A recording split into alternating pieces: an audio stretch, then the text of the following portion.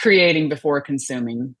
Create your own work on your own stuff, work on your own business before you go working on anybody else's stuff, before you start scrolling Instagram or Facebook, and then you get all these thoughts that come in as you're scrolling, and then it just takes you out of the game. Maybe they're scared to be successful. So then they're like, I'm just really not motivated. I'm not disciplined, because there's some sort of fear there that they're scared if they really were successful to reach that dream. They're afraid, they might lose a loved one, or they would make lots of money and then waste it. Attention all women over the age of 30. Are you in a career right now where you feel stuck and dissatisfied? You're not quite sure what's next for you, but a career switch might just be the thing. Maybe you are looking to start your own business. Well, you've come to the right place today. I'm sitting down with Sarah Fields, and we're going to talk to you a little bit about how you accomplish this with ease. Now, I'm going to start with Sarah in a moment, but I just want to do a quick intro with her. She has done it all. She was in the Air Force, and maybe we'll talk a little bit about that today. She was also a VA, set up a virtual assistant agency. She's done some work in online marketing, so she knows social media management really well. She's become an online marketer in her own right. That's how she helps people build businesses. And she's also done work supporting consultants and coaches, doing research and looking up books and doing all kinds of work in the book writing process as well. So it's a super exciting time for you to join this.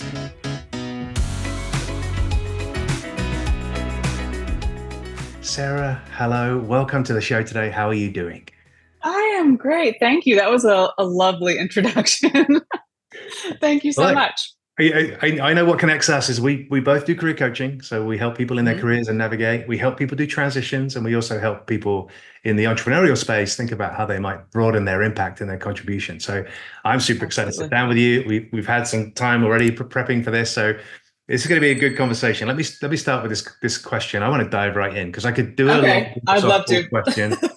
This is broad, so answer this whatever you like. Irrespective of circumstances, can fulfill their career dreams or their business building dreams? I do.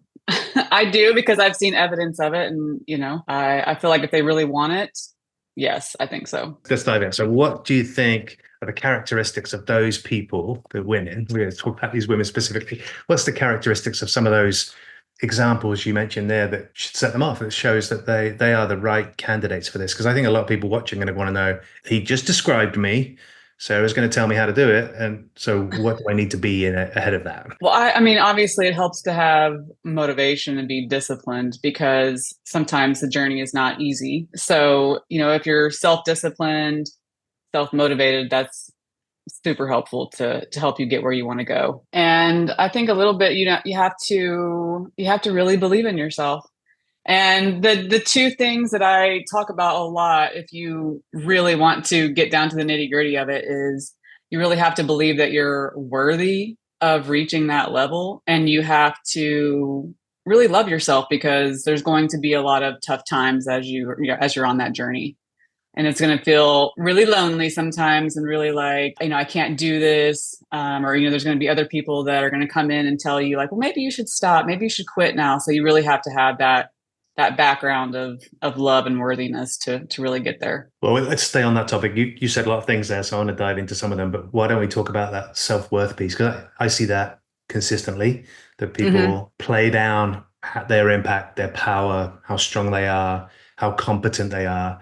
So what do you think on the self-worth side is creating that? And maybe there's one or two tactics and tips that you could give to somebody right off the bat now that's like, this is how you can start to address some of those self-worth issues. Something that I like to do when you're working on worth, and this might sound a little weird, is going back to like doing inner child work. Because sometimes when you like take a picture of yourself, like when you're 7 or 10, and you look back at yourself and you like look at yourself in your eyes, and you really think about yourself as that little girl, it's like, what would you say to her now, looking back after everything that she's been through and everything that she's done? Like, what would you tell her now that she's capable of doing? What would you tell her? Like, is she worthy? What would you tell her about worthiness and confidence and everything that it means to you?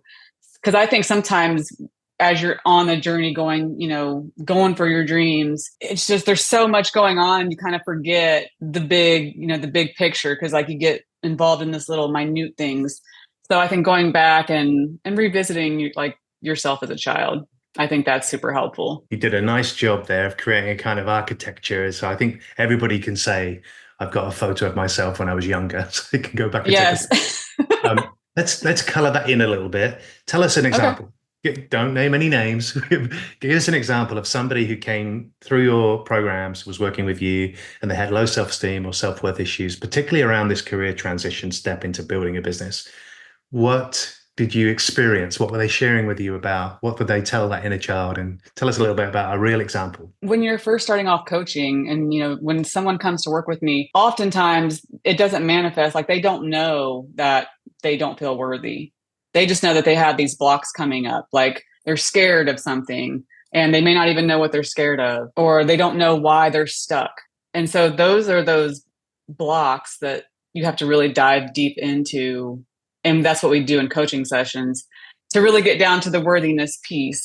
To, it's like, oh, so this layer under this layer under this layer, it's like, oh, there's worthiness there. And they might not even realize that. So we've done that in coaching sessions before. And I'll have them get a picture and I'll guide them through a little, like, kind of like a meditative process almost, where they're looking at this picture of themselves. They're really accessing like this source of love within themselves, like when they look at that picture. And I'm asking them questions to ask, that little girl, how can you help her feel safe? What would you tell her?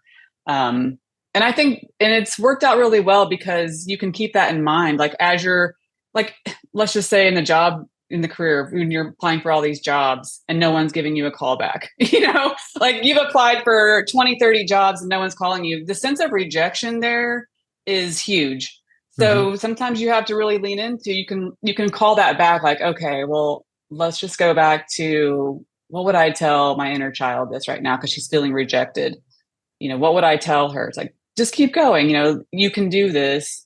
And that just starts to build your level of confidence and self-love of like, okay, I can do this. And if you're not going to do it for yourself, do it for her. Because sometimes, lots of times women will do things. I won't say all women will do things for other people. We want to help out, but then we won't do those things for ourselves. So I think that's a good practice. Yeah, that's good. I like that. And it kind of it starts to compress the second guessing because you're talking to you.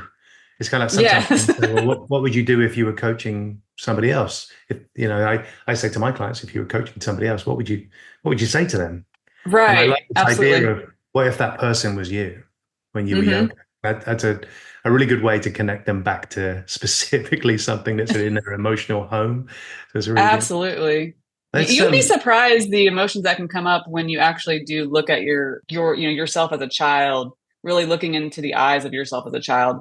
It can be really emotional. Yeah, I bet you can see the hero, but you can see the villain at the same time. It's like, oh yeah, I can see why Yeah. not such a great person, but I can also see, wow, that kid had it all going on, and now I can embrace that. That's the bit I should be embracing and cheering that on. Yeah, Right. Or I it's just like think that's wonderful. yeah, So like whatever you let's didn't get as a child, you can give yourself now. yeah. Oh, yeah. So good. I've looked at family therapy and things like this before. I think it's a really healthy topic to go back and have Yeah. conversations, even with other members of your family now, but do that in Yeah. the privacy of your own space.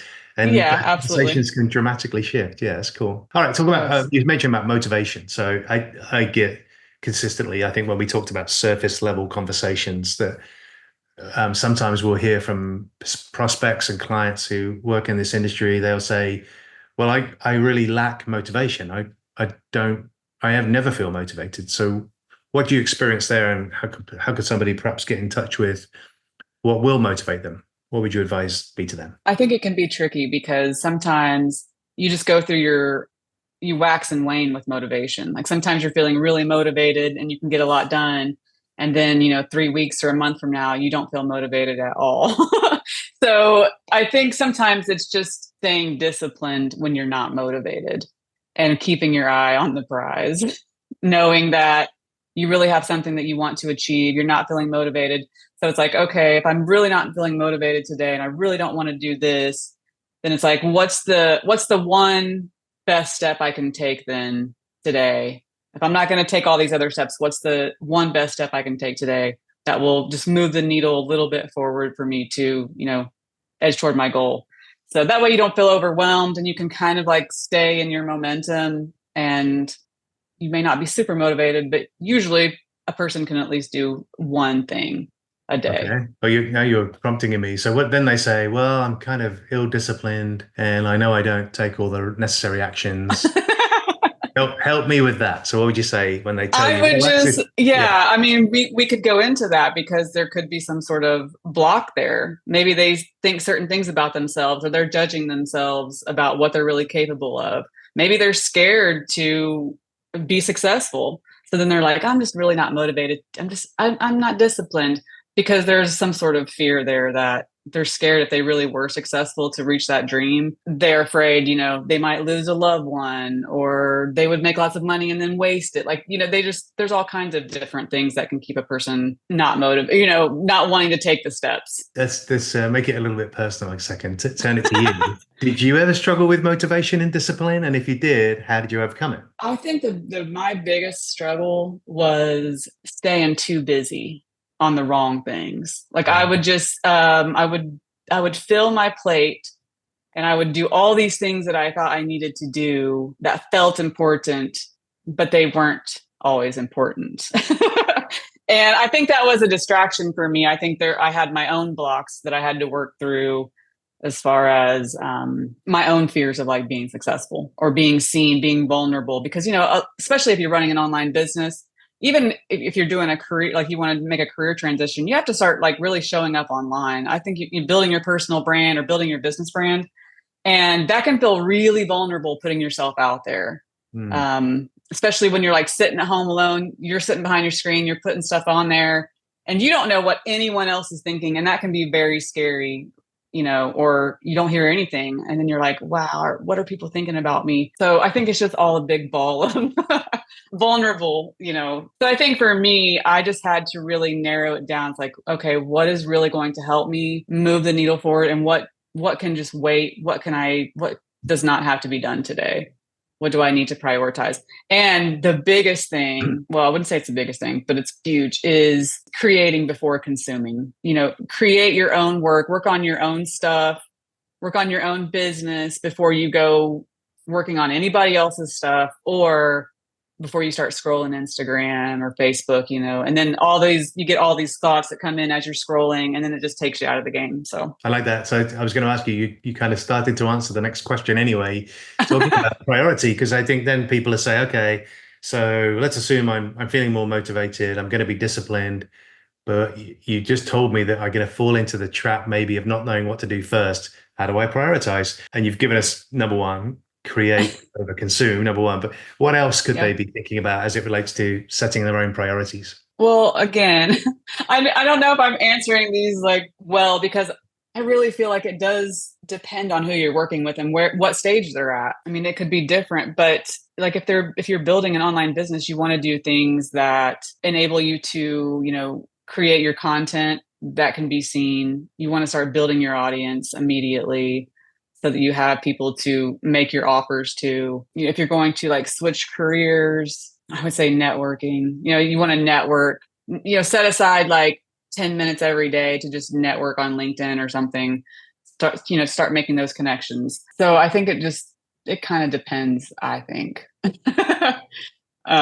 Choosing. Well, That's why that it's kind of nice makes to work sense. with the coach to help you break it down, like here's what I need to prioritize. Yeah. So, So, well, let's talk about that for a moment. So it sounds okay. like most of the work you're doing is in a one-on-one environment, not a group environment. Is that right? Yeah.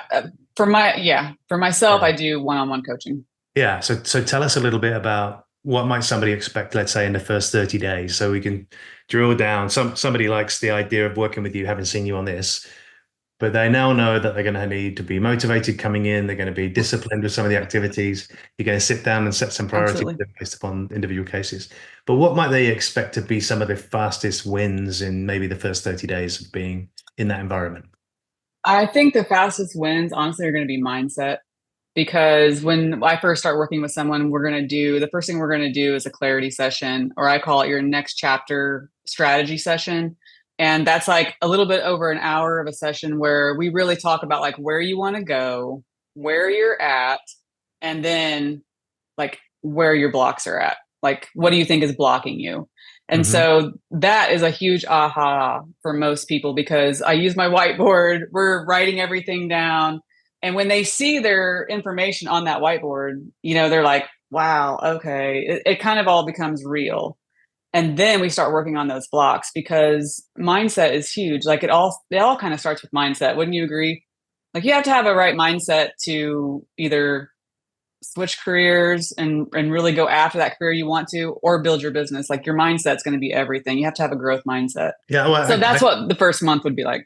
yeah, I always think about it as a mind shift in many ways because the mindset they're in is not the one that might get them there. So going through Right. what kind of shift my mind so I operate with a different mindset, I think is a really healthy. So I love your model because they get to see, they can see today, they can see somewhere out in future where they're going to go, and now they've got a good idea of all the obstacles and hurdles. What would you say are kind of maybe two or three of the most common obstacles and hurdles that are coming up, maybe that we haven't spoken about yet? I think money is a big hurdle. I think money is a big hurdle. I think fear of being judged for like what they want is a big hurdle. Fear that they won't have what it takes to Yeah. get there. I like it. I call those, you hit the three R's. I call them the three R's, ruin, financial ruin, rejection, that somebody's just going to say no. Yeah, well, good. In Yeah. business, lots of people say no to you.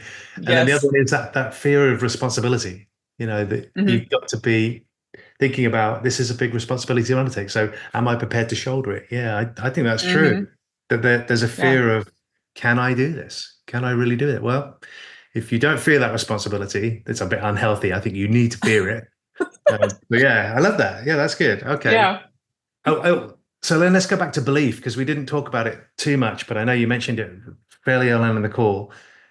Tell me a little bit, what do you think about these limiting beliefs and so maybe some of the causes, because I think people resolve symptoms and don't always look at the problems and what caused Hmm. those problems. So they'll say, well, yeah, I do have a money block, but they haven't actually tied that back to what's the actual problem. It's not necessarily the symptom that you don't have any money in your bank account.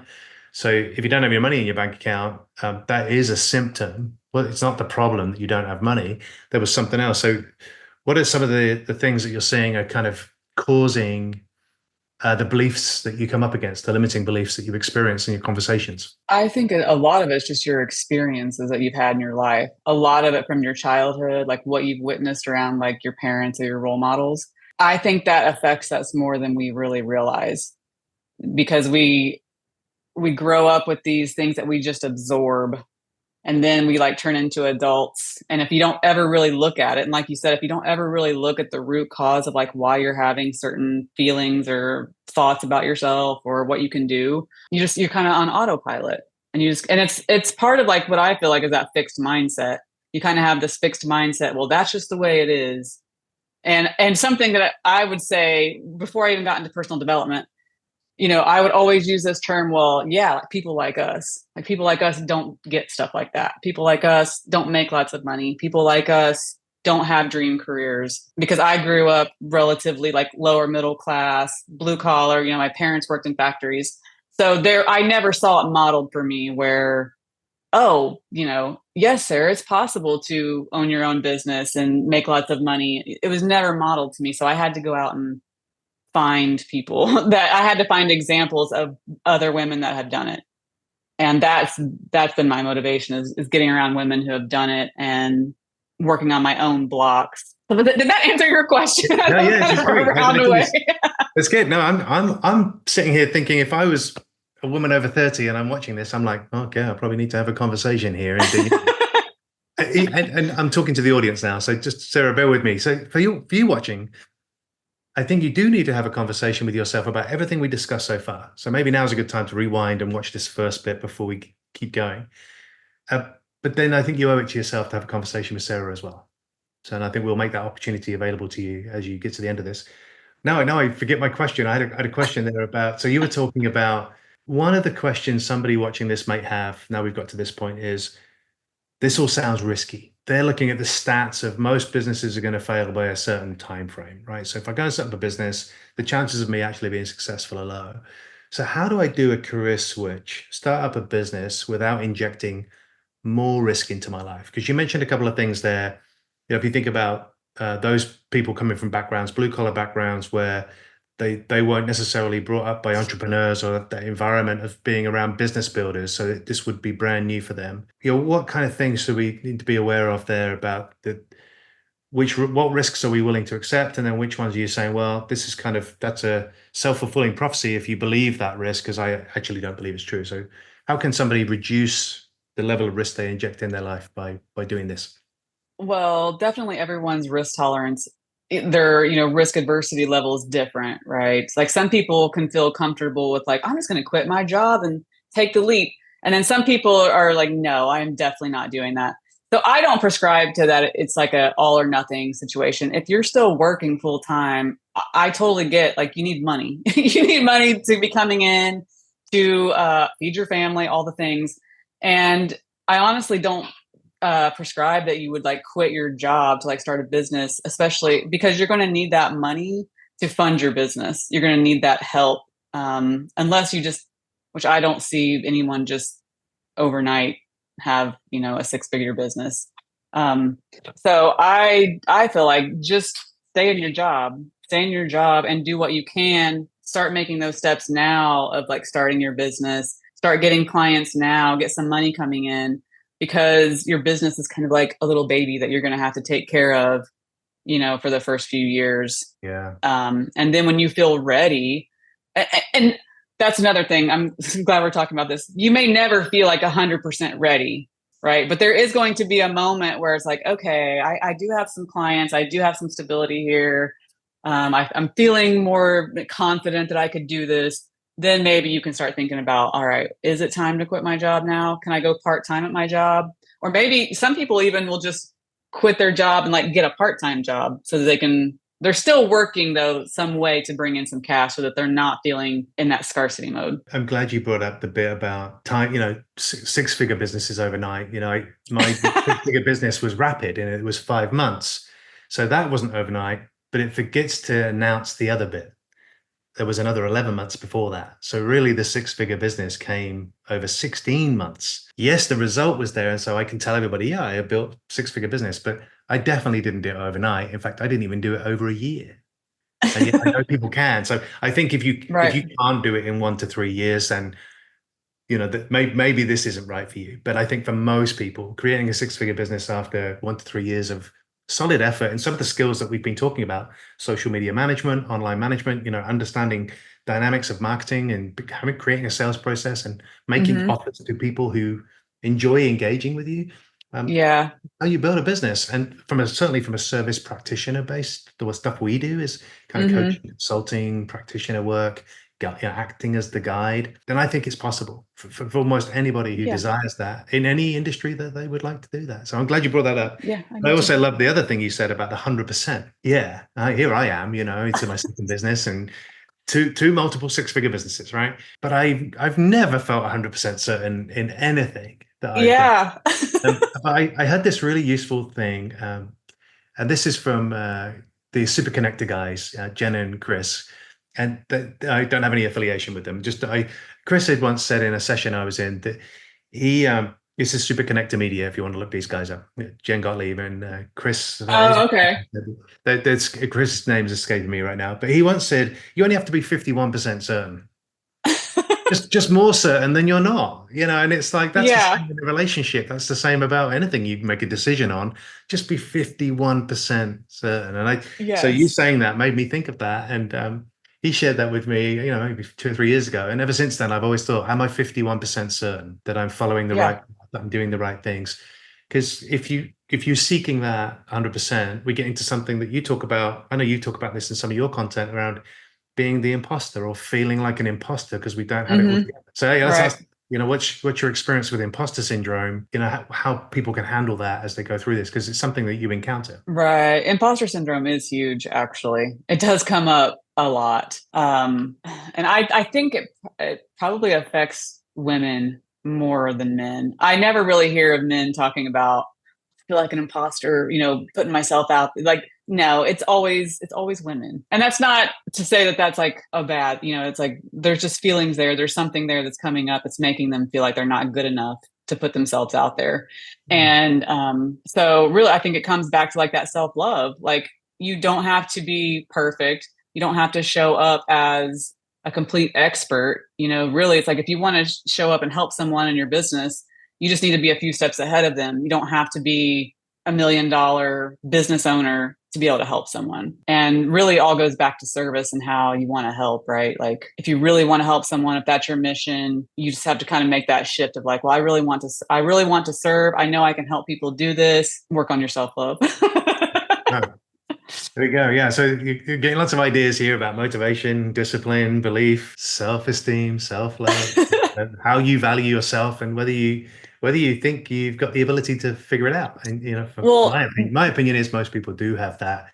And there's lots. If there are any blocks, those things can be resolved too. yeah, absolutely. I mean, I just want to say this really quick. Yeah, Like this is I the do it. reason I became a coach is because when I first started out, I was serving coaches on the back end. So I would be seeing all of these interactions and I would be in these groups with these women and I would just notice like their lack of confidence and their imposter syndrome. And it made me mad, but not like mad at them. I was just upset because it was like, it's like, I can see how great you are. Like, I can see everything that you're capable of. I see the work you're doing right now. I see what you're putting out there. Yet they would still be too scared to really be vulnerable and go for it. And so I think that was one of my turning points was like, okay, I'm going to become a coach. I'm going to help women do this because they're I wouldn't say wasting, but it's like you've got valuable skills, valuable things that you can offer. Let's get to a point where you can really put it out there and serve. I think that's a really good point. More and more recently, I've spent more time with female leaders like yourself, Hmm. and the common theme I'm seeing is that most women have a movie in them, they've got a book in them, they've got a story Yeah. that we should vocalize and stand on stage and start telling, because of the impact that that would make to millions of people's lives, not just a few hundred people. So I think that fear of responsibility or the fear of rejection stops them standing on a stage in front of 10 people because they don't think those out of those 10 people, too many people will listen, but there will be one who is impacted by the messages. And that happens every time. So I think I'm glad you're doing this because Yeah. it does Thanks. mean that lives will be changed because you decided to step one step closer to the marketplace to actually help, roll your sleeves up and help people hands on, knowing, Yeah, hey, I can help you with that confidence piece. I can help you get what you want. Um, absolutely. I don't want to talk to you for this time together and not mention that your experience with the U.S. Air Force. I'd love to hear about Yeah. that and what it's like to have that military affiliation background. Tell us a little bit about that, and then maybe we can tie something um, together here that would help people. I can say that joining the military, I went into the Air Force when I was 19 and it was a life changer. And I've talked about this it was the best decision I think I've ever made because I didn't grow up with, a family that had lots of money, or I really didn't have any goals at that time. I was like, I wasn't interested there was nothing I really wanted to do. I didn't want to go to college, but I was working at a dental office for $7 an hour.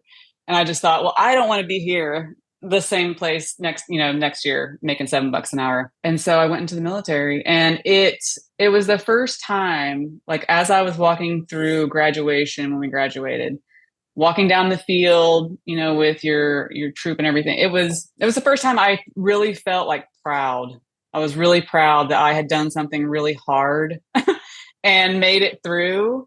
And it was big, I was like serving my country. I was serving myself as well. And I had like this camaraderie with all these people. It was a great thing. I mean, yeah, I could probably be a recruiter for the Air Force, anyways. And that's So good. yeah, I mean, I can't say enough good things about it. But there's so many messages in there that just that story to tell talk. Things I heard there is no goals, no money in your background where you grew up, no big dream, but maybe an inkling of a dream. But it was always kind of Hmm. like, well, that's a distant from me. But then to Yeah, have that switch of, oh no, you in the right environment, around the right people, with the right leadership, you can have this experience of it's feeling proud. And huge. I just think Yeah. that's a really powerful message for anybody who's wondering right now, I don't know what my goals are. I don't know if my dream is still possible. I don't have any money because I'm looking at the scoreboard, my checking account, and the Yeah. scoreboard's not good. Okay, then, and I think, Sarah, I think you just shared, okay, get around the right environment, get around the right people, get around the right leadership, and get yourself into a team environment where people are supporting each other, kind of Absolutely. growth friends, Yeah. and you're likely going to find yourself right side up and walking proud. And it's Yeah. like I have this now vision of somebody who's got this military uniform on walking proud, and then somebody who becomes a business leader walking proud. That's a really powerful message. Yeah. Yeah. What other lessons did you take away from being in the Air Force? All kinds. All kinds, just about, being disciplined, really having this heart for the bigger picture. Because, even when you're in the military, you're getting stationed at your base or whatever, and you're doing your job, right? You're still going to your job every day like you would if you was a civilian. Um, but then there's always this bigger picture back there. And, like I was serving when 9/11 happened. And that was just, it was major, just thinking like we were all together. I was in Japan at the time, but it was amazing how we were just all over there. And it was like, yeah, like if they need us, we will definitely, go. Like I don't know. It's just like this whole thing. I don't know what the words to describe it. Just knowing that you're there serving a bigger purpose with your team. Yeah. And that's pretty powerful. And community is really important to me. So having that community of like, we're all in this together and we're all serving and we're all here for this main mission. Um, that I really like that really works for me anyway. Yeah. I share that with almost everybody I come into contact with is, who's your team right now outside of your family? You've probably got some people in your family, but are they really cheering you on? Like Mm-hmm. do they want the same results for you? And often they don't. They're doing their own Right. thing. So they don't cheer you on in the same way that a community or an environment or a mastermind or a group of individuals with a shared purpose are cheering you Right. on. Well, they don't understand it. That's the thing. If Yeah. they really don't understand what you're going through, and so it's kind of like when you have a baby, when you have a business, it's like it takes a village. You can't. You really aren't. You're not meant to do it alone. You shouldn't do it alone. So having a community of people is huge. Tell people that all the time. Who's on your team? Show me who they are, and then tell me Hmm. which ones of those are helping you grow and which ones are just they're on your team, but they're also on somebody else's team, and Yeah. they're going to help that person before they help you. So you need to find the ones that are going to work for you. Yeah, and I've never bought into self-made millionaire or any of those things. It's hard to do anything on yourself. You're going to have to Yeah. buddy up with some partnerships and find some people who are going to cheer you on. Yeah, That I sounds can't really I good. can't think of one person that's done it alone. Like really alone. Yeah, I don't think so. Yeah, maybe we need a new definition. All right, so you mentioned family. So what? Yeah, let's learn a little bit more about you because people watching this they've got families too. So tell us a little bit about. Is there somebody in your family who inspires you and you look at them as a role model? And there's anything you could tell me about that individual? You don't have to name them. You can just say yes, there is, and this is what inspires me. Honestly, I love my family, so don't get me wrong here. But honestly, It's I've okay had for you to. It's coworkers in okay for the you to be the black sheep too. That's okay.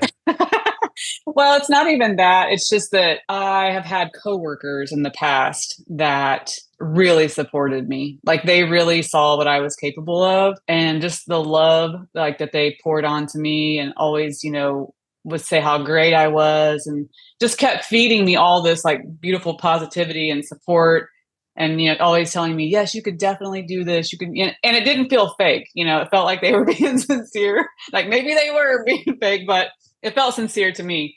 So that was probably it got me thinking like, oh, maybe I could do this. Maybe I could be a leader. Maybe I could own a business. So I think that was what really empowered me to Yeah. go after it. And I think there's a good point to make that you can love your family. It doesn't have to be an inspirational role model or figure in there. And I think that plays to a lot of the people I come into contact with are they're the ones who are different. They are Hmm. the unique ones in their family. They are the ones who took a risk. And compared to members of their family who are doing good work in their jobs. They're probably in either a service-based or product-based industry. They're just different, and they always found it difficult to fit into the family because of that. And that's why they run Yeah. businesses.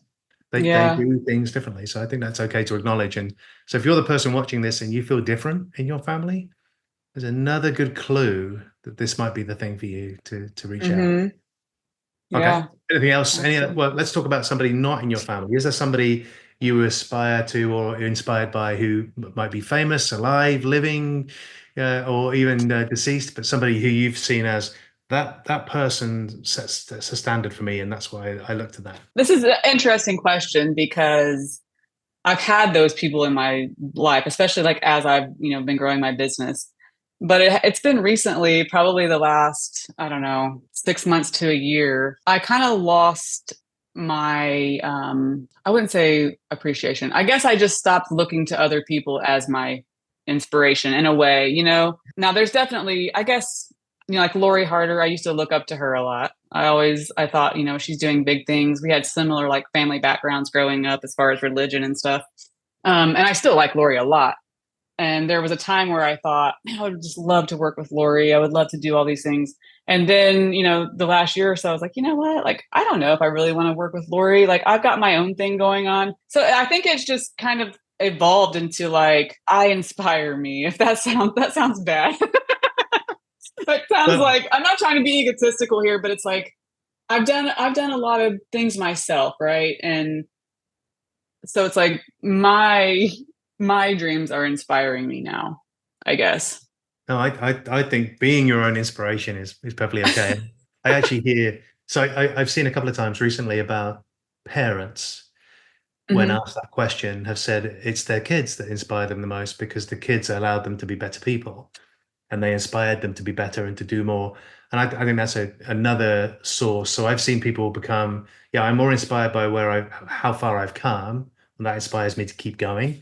Or the other one is I'm more inspired because I never really thought I'd be a parent, let alone get married or find a relationship, or didn't think those things would happen, but now they have, without doubt. It's Yeah. like my Well, kids have inspired me. Yeah, that's a good point. I can definitely say that my kids inspired me into personal development because yeah, I had no when I first had kids, I was raising them like how I was raised because that's all I knew. And then I thought, this is not working and this is not how I aspire to be a parent.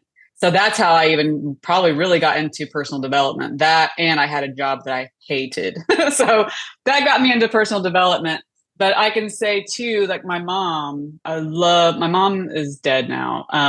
But she had a stroke at 62, was still working in a factory, still making very low wage, and she never got to retire. She never got to enjoy those years, and that has inspired me to not live like that, to not go down that same. I want more than that. So yeah, that's been inspiring too.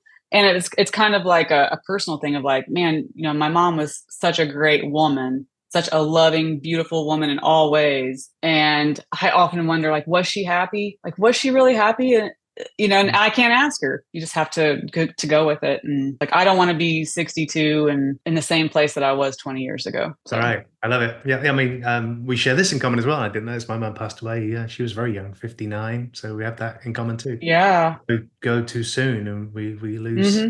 somebody who we can no longer have a conversation with. So yeah, I'd not had all those conversations with her about her happiness and where she was at and all those kind of things. So Yeah. thank you for sharing that. I appreciate Yeah. it. So let's talk about those kids then. So Yeah. if we were interviewing them on here and we said, hey, we're going to chat to your mum. Who's your mum and what does she do? What would they tell us? I don't think they know. I don't think they understand what I do, to be honest. I don't think they'd be able to tell you. I mean, they'd be able to tell you like what I do around the house or how I take care of them and all the things. But as Well, far as my let's reframe the business, question then. So what would they tell us that's great about you? I would think that they would say that I'm very caring and I care about what's going on in their lives and that I'm always going to be there for them. Like, there's nothing they could do that would make me not want to be their mom or, to be there for them. And I hope they would say, I don't know. Yeah, I guess like I hope they would say, or what would they say? That's a good question. Yeah, yeah. um, The key bit is what would they say? I mean, if they'd say, you're caring and you're present, I think they're two really powerful things to have in a coach, to have yeah, somebody who absolutely. has that experience. In your personal life, you've got that experience, so you kind of naturally bring that into your professional life as well. Yeah, that's good. Hmm. Yeah, this has been awesome. I think a useful first conversation with you, and no doubt we might explore this a little bit further. But I just want to give you an opportunity to let people find you. So to wrap this up, what is the best way to contact you? I know there's a whole bunch of digital platforms. So is it one of those? And then maybe do you have an email address or something we could put into the show notes? And also, I want to give people the opportunity to engage with you. So is there also a kind of freebie or some free information they can get hold of immediately? Tell us a little bit about those things. And we'll drop all of it in Yeah. the show notes. Yeah. Okay, absolutely. So they can definitely email me. That's my probably my most preferred way. It's Sarah with an H at mail.saralfields.com. They can email I'll me. leave And that I down. do have, okay, thank you. And I do have a freebie. It's a career change starter guide. Yeah. So if they go to saralfields.com/career change, then there's a free guide there that will help them. Basically, it's like figuring out, okay, what is the next chapter? Then what do I want to do next? And like, how do my transferable skills work into this? It's just a guide to help them figure out what they really want to do, and it's kind of like leading them through like, what do you know you don't want to do? What kind of work do you know that you hate doing? So it's a lot there to figure out their transferable skills and like their dream life, figure out what they want, their values. Like figuring out your values is huge. So great. Well, we're going to put all that down in. All it remains now is to say thank you for watching us. We appreciate you coming by. And this is a first introduction to Sarah. Thank I want you you. to check out her website. So that link is down below. Go and check her website out. Engage with Sarah. Take advantage of the free strategy sessions. Take advantage of the free starter guides. And make sure you move now. So you don't need more motivation than if you sat through 45 minutes of listening to us. Should be motivated to go and explore a little bit further. So I recommend you do that. But thank you for listening. And we'll see you guys. Thank you. Hey, if you enjoyed that conversation with Sarah and I'm looking forward to speaking with you real soon in the next video. But you got to go and click on the link now, and we'll see you over there in the next show. See you for now.